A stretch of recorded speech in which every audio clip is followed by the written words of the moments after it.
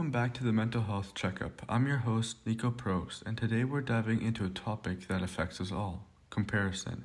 Whether it's scrolling through social media, looking at someone else's success, or even comparing our progress to an ideal version of ourselves, it's very easy to fall into this trap of thinking we're not enough. But comparison isn't just a social media problem, it's wired into us psychologically. Ever found yourself endlessly scrolling only to realize you're feeling worse with each swipe?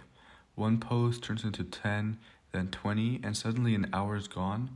After a while of scrolling, you get a headache or maybe your energy is drained, yet you keep scrolling, watching people post their highlights while you sit there wondering why your life doesn't look like that. This is something that happens so often without us realizing it, which can actually lead to some harmful side effects. So that's why today we're going to break it down, why this happens, how it affects your mindset, and most importantly, how to take back control from this toxic comparison cycle. So let's get right into it.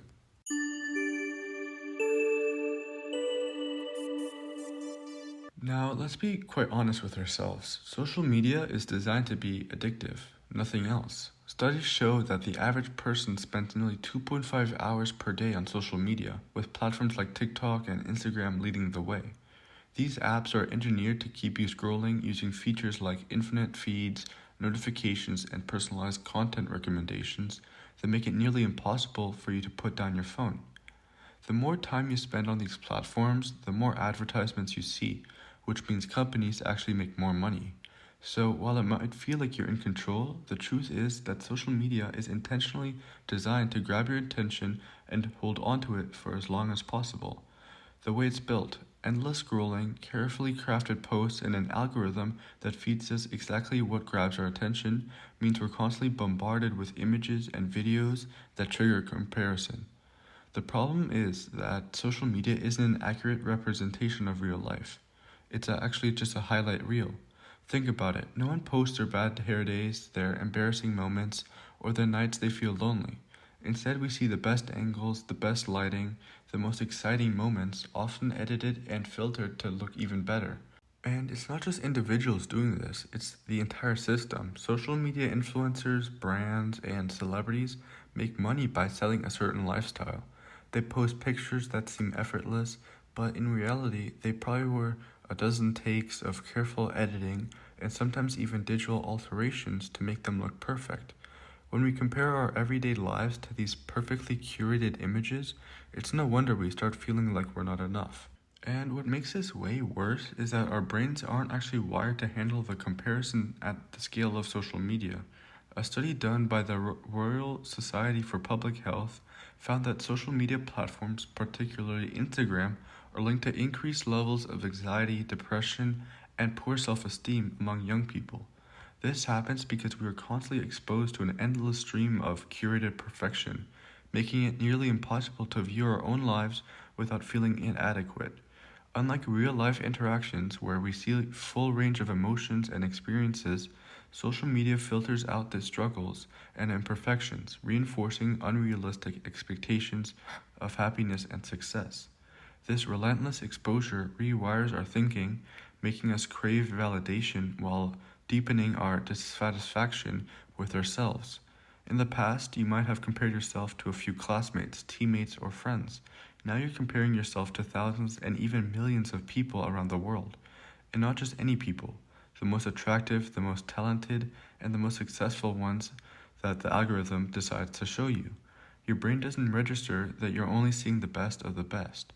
It just seems that somehow you're not measuring up. This constant exposure to unrealistic standards fuels anxiety, depression, and low self-esteem. The more we scroll, the worse we feel, but we keep coming back for more because social media is designed to keep us hooked. Now, the consequences of toxic comparison go well beyond just feeling bad for a moment. Over time, it can deeply impact our self-perception, motivation, and even our relationships. One of the most harmful effects is distorted self-worth, when we start measuring our value based on external factors like comments and how perfect, in a sense, our life appears to others. This can lead to an endless cycle of needing validation where our happiness depends on how well we are perceived online instead of actually how we truly feel. Increased stress and anxiety is another major consequence, as the constant pressure to keep up with others makes it feel like we're always behind. And the irony behind this, the very thing that's supposed to connect us, social media, often leaves us feeling more isolated than ever. And comparison also affects our motivation in strange ways. Imagine two students in the same class. One sees a friend ace a difficult test and feels inspired, thinking, if they can do it, well, so can I. This fuels their motivation to study harder and push themselves. But another student sees the same success and feels discouraged, thinking, I'll never be as good as them, so why even try? The way we process comparison makes all the difference. It can either push us forward or hold us back. Recognizing that this can help shift our mindset and use comparison as a tool for growth rather than a source of self doubt. For some, seeing others succeed can be a powerful source of inspiration. Watching a friend achieve something great, whether it's excelling in sports, performing on stage, or getting into their dream college, can light a fire inside of us, pushing us to work harder and improve. It can create a healthy drive to set goals and strive for personal growth. Now, for many, the effect is actually the opposite. Instead of feeling inspired, they feel overwhelmed, discouraged, or even defeated before they begin. When the gap between where we are and where others appear to be seems too large, it can make progress feel pointless. Imagine a student who has been struggling in math, but then they see a peer effortlessly acing every single test. Instead of thinking, I can improve with practice, they might think, I'll never be that good, so why even try? This type of mindset leads to someone known as comparison burnout, a state where people become so discouraged by constant comparison that they stop putting in effort altogether. It can lead to procrastination, avoidance, and even self-sabotage. Now, something I want you to realize is that success isn't an all or nothing game. Someone else's progress doesn't mean you're failing, it just means they're on their own timeline. Instead of focusing on how far ahead someone else is, shift your attention to how you can take one small step forward in your own journey. Progress happens in tiny, consistent actions, not in some giant leaps like they often appear to seem. And when you stop using others as the measuring stick for your own success, you can start actually building motivation from a place of self-growth rather than comparison. And sometimes seeing others succeed can actually push us to work harder, but more often it has the opposite effect. When the gap between where we are and where others appear to seem too large, we can become paralyzed. Instead of feeling inspired, we feel defeated before we even start. This phenomenon, sometimes called comparison burnout, can lead to procrastination, lack of motivation, and even self-sabotage. If you've ever felt like there's no point in trying because you'll never be as good as someone else, that's comparison working against you. So how do we actually break free from this vicious cycle of comparison? Instead of focusing on quick fixes, let's go deep into 3 key strategies that can truly shift your mindset and change the way you experience comparison. The first, and maybe the most important, is actually learning how to focus on your own journey instead of constantly looking sideways at others. Imagine running a race, but instead of keeping your eyes on the finish line, you're constantly turning your head to see how fast everyone else is running. You'd slow down, lose your focus, and probably trip over yourself. That's exactly what happens when we're obsessed with comparison. If you constantly measure yourself against others, you'll never actually appreciate how far you've come. Instead of thinking, why am I not as good as them? Shift your mindset to, how can I improve from where I was yesterday? A great way to practice this daily is to keep a small wins journal.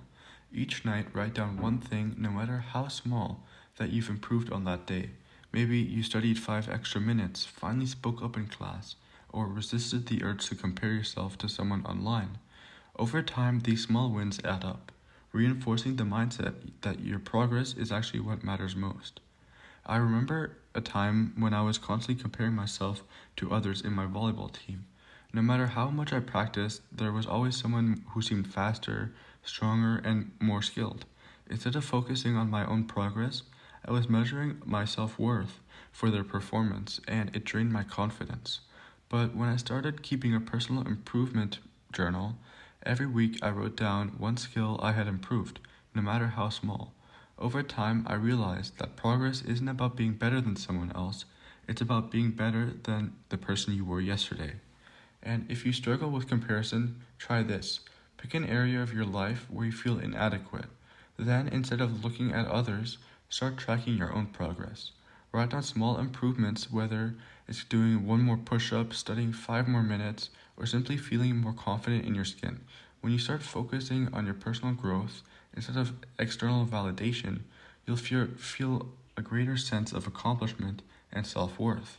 The key here is internal progress and rather than external validation. Growth looks different for everyone. If you struggle with self confidence, progress might mean looking in the mirror without instantly criticizing yourself.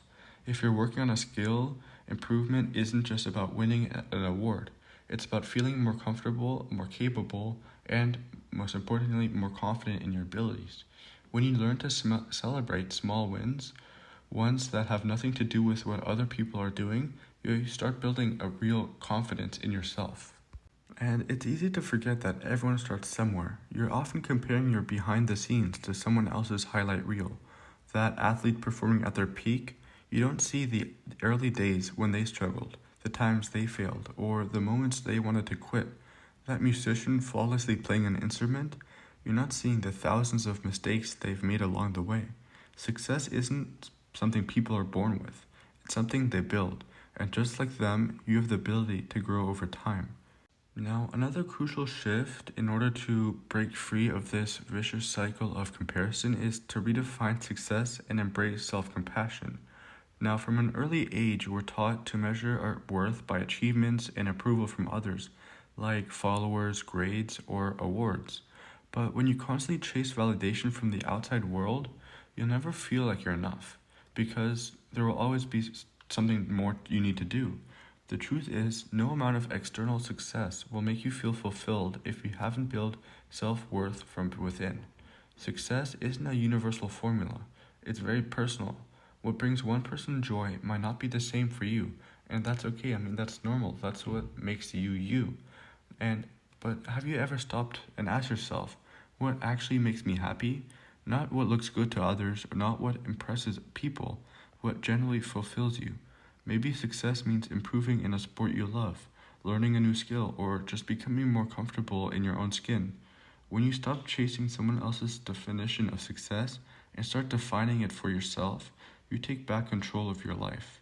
And apart from that, the third key way to break free from toxic comparison is to take control of your digital environment.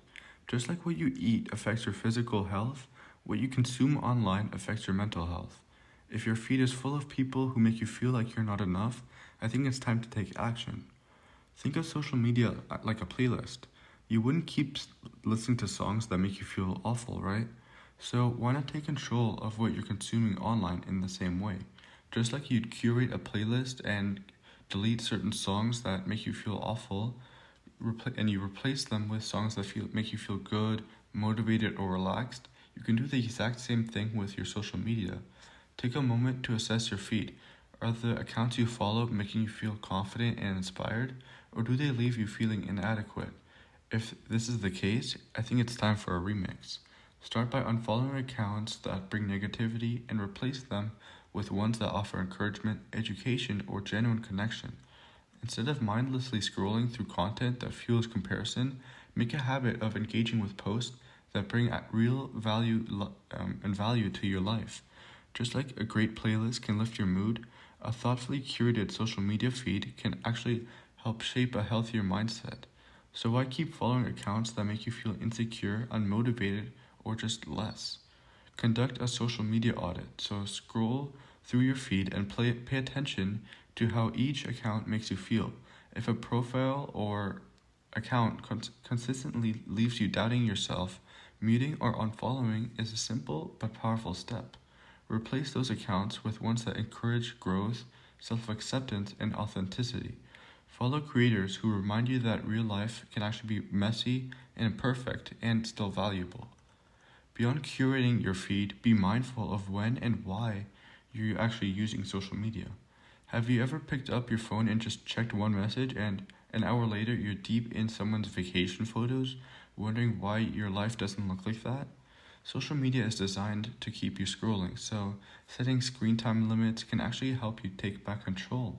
Try establishing no social media zones. Maybe that means no scrolling first thing in the morning or avoiding it right before bed.